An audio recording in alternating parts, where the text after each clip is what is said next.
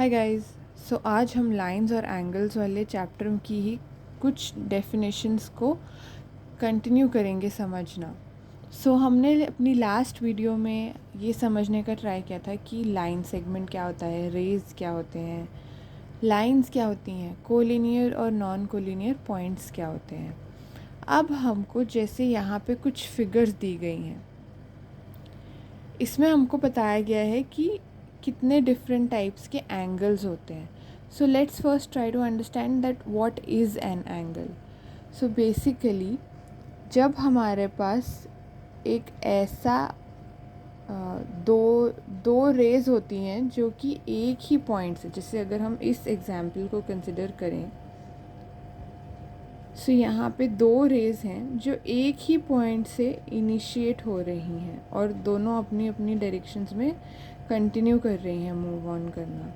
सो इसके बीच में ये जो गैप है या ये जो डिस्टेंस है between the two lines, this distance is the angle.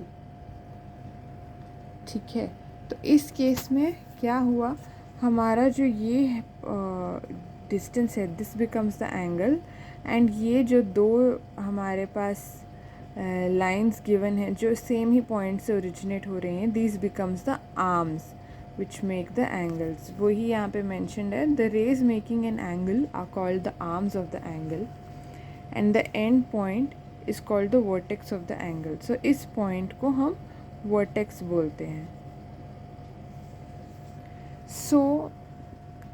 आपने शायद ये पहले भी पढ़ा होगा कि डिफरेंट डिफरेंट टाइप्स के एंगल्स होते हैं। So any angle which is between 0 to 90 is called an acute angle.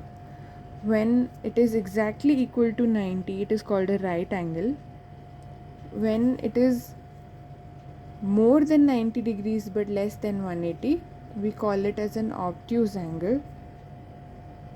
When it is a straight line, that means that this is called a straight angle, which is the 180 degree angle. And अगर कोई भी angle हमारा 180 से ज़्यादा है लेकिन 360 से कम है, so this becomes the reflex angle. So यही यहाँ पे भी एक्सप्लेन किया गया है, जिससे कि आप देख सकते हैं। अगर हम इसी को थोड़ा कंटिन्यू करें, हमको यहाँ पे कुछ कुछ चीज़ें बताई गई हैं जो कि यहाँ पे जैसे मेंशन्ड है हमारी एनसीईआरटी में कि एक्यूट एंगल क्या है, स्ट्रेट एंगल क्या है, रिफ्लेक्स एंगल क्या है, so on and so fourth.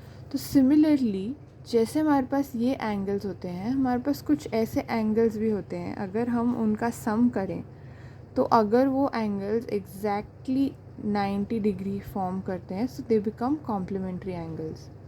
And अगर हमारे पास दो ऐसे एंगल्स हों, जैसे कि इस केस में यहाँ पे हमारे पास दो एंगल्स हैं, ए बी डी और डी बी सी, अगर हम इसका सम करेंगे, so this becomes equal to 180 which is the straight angle, जिसे हमने अभी थोड़ी देर पहले डिस्कस किया था।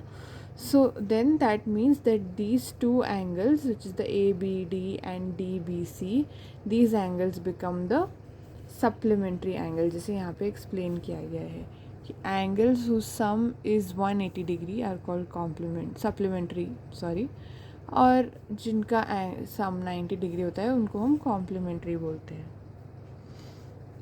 सो यही कुछ कुछ इसके बेसिक टर्मिनोलॉजीज़ हैं जो यहाँ पे एक्सप्लेन किए गए हैं। सो